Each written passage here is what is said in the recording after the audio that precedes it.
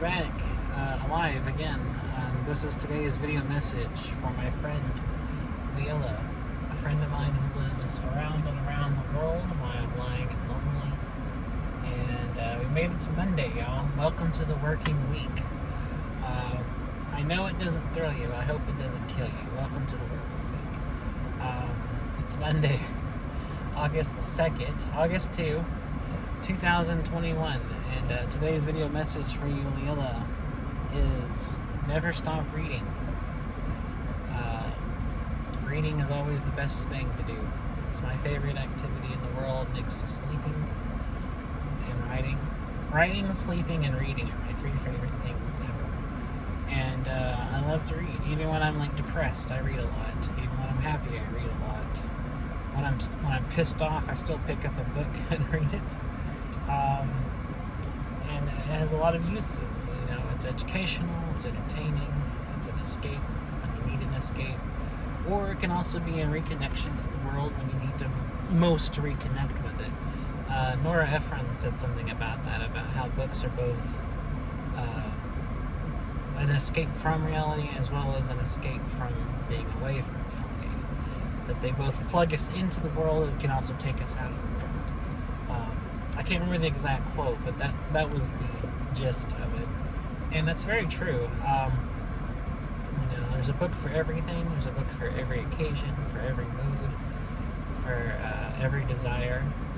And whether you want to read in any subject, whether it's novels, you got many different genres of fiction, you have many different genres of nonfiction.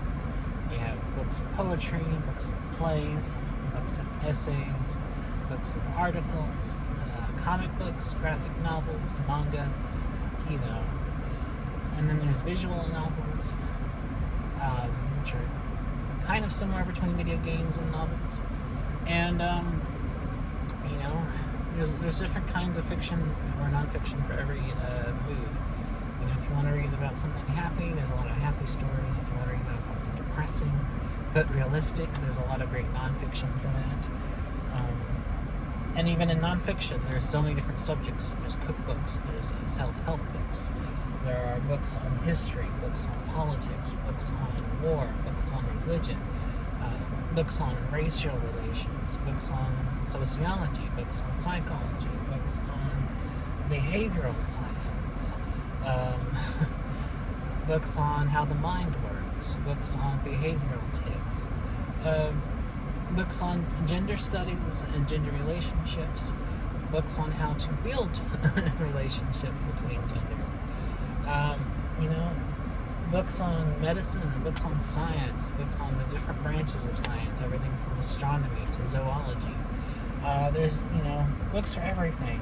And there's a lot of great novels to escape from reality. When you've had enough of life, there's plenty of great fiction to take you out of the real world.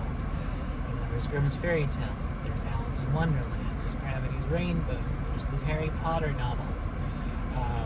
There's great, wonderful escapist novels like Larry McMurtry's novels about Texas. There's Sue Grafton's Kinsey Millhorn series. There's great science fiction novels like Robert Heinlein wrote, or Isaac Asimov. And just great fantasy novels,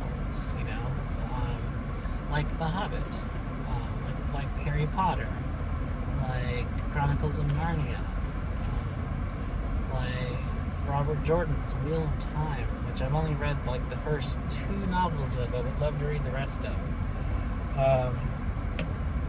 And there's science fantasy too, like A Wrinkle in Time, which is a wonderful novel, not just for children, but for everybody, for all ages.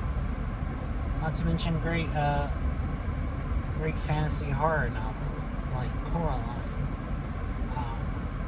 as well as the wonderful graphic novel adaptation of Coraline, illustrated by P. Craig Russell.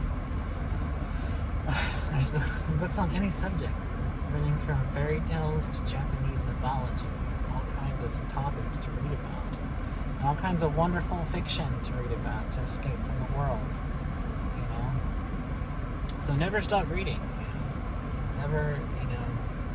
Never give up on the joy and the the amazement that comes from a good book. And there's always rereading.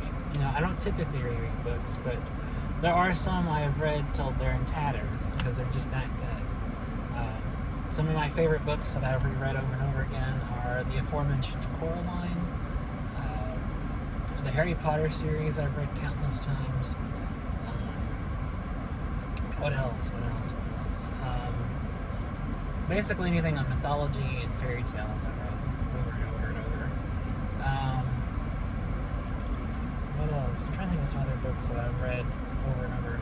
There's a great nonfiction book called Paperbacks from Hell by Grady Hendrix. It talks about the history of 70s and 80s horror paperbacks and the explosion in popularity that horror came into the mainstream. And that's a great book, and I go through that all the time.